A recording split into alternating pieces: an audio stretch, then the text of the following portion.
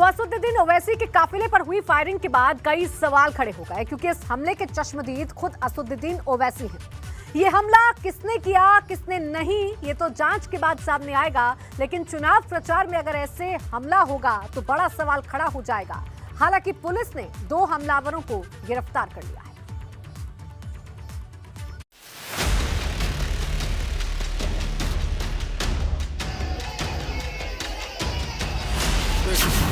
बड़ी धाम से आवाज आई। हम बोले क्या हुआ, फिर दूसरी आवाज आई। 2 व्यक्तियों ने फायरिंग की है। एक व्यक्ति जो है उसको हिरासत में लिया गया है। ओवैसी के काफिले पर 4 राउंड फायर, गर्म हुई यूपी की सियासत। मेरठ से दिल्ली लौटते वक्त हमला। AIMIM चीफ असदुद्दीन ओवैसी के काफिले पर हमले की खबर ने यूपी की सियासत में भूचाल ला दिया है। दिल्ली से लखनऊ तक हड़कंप मच गया। बताया जा रहा है कि जब असदुद्दीन ओवैसी मेरठ से चुनाव प्रचार कर दिल्ली लौट रहे थे, तभी छिजारसी टोल अंधाधुंध गोलियों की आवाज से गूंज उठा। ओवैसी के मुताबिक उनके काफिले पर 2 लोगों ने कई राउंड गोलियां चलाई।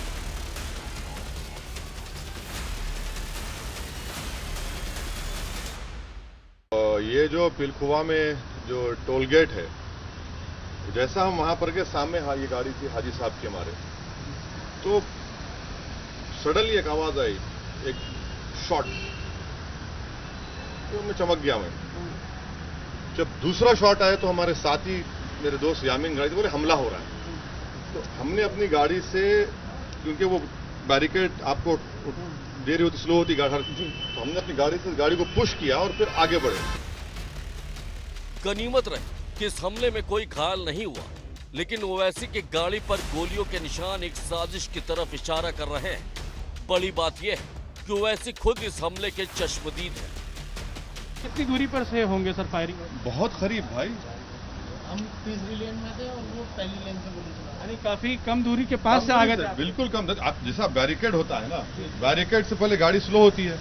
ये गाड़ी सामने थी और ये लोग, मेरे को लग रहा है कि लोग रेकी कर रहे थे बाद में। हम ओवैसी के काफिले पर फायरिंग करने वालों में एक शूटर को गिरफ्तार कर लिया गया, जबकि फरार हमलावरों की तलाश की जा रही है। वीडियो फुटेज के आधार पर अन्य कार्रवाइयाँ आगे प्रचलित हैं। घटना के क्या कारण थे और इस साजिश में या इस घटना में कौन कौन व्यक्ति शामिल हैं, इसकी पूरी जानकारी पूरी जांच पड़ताल के बाद हो पाएगी। तुरंत मौके पे फोर्स वहां पे पहुंची है। इसमें एक व्यक्ति जो है उसको हिरासत में लिया गया है और उससे वेपन भी बरामद हुआ है जिससे उसने फायरिंग की। उसका जो साथी था वो अभी भाग गया है। उसके लिए 5 टीम लगी हुई है पीछे। जल्द ही हम उसकी भी गिरफ्तारी सुनिश्चित करेंगे। लेकिन बड़ा सवाल यह है कि ओवैसी के काफिले पर आखिरकार हमला किसने किया, क्योंकि इस हमले ने यूपी की सियासत को गरमा दिया। गौरतलब है कि असदुद्दीन ओवैसी मेरठ में डोर टू डोर प्रचार करने गए थे। वो यूपी के करीब 100 सीटों पर चुनाव लड़ रहे हैं। उनके निशाने पर वो सीटें जहां मुस्लिम वोटरों की तादाद अच्छी खासी है। मतलब यूपी के 16% मुसलमानों के जरिए ओवैसी यूपी की जमीन को अपने लिए उपजाऊ बनाना चाहते हैं। लेकिन जिस तरह से उनके काफिले पर गोलियां चली है, उससे कई बड़े सवाल खड़े हो गए। हालांकि ये हमला किसकी साजिश है, ये पुलिस की जांच के बाद ही पता चल पाएगा।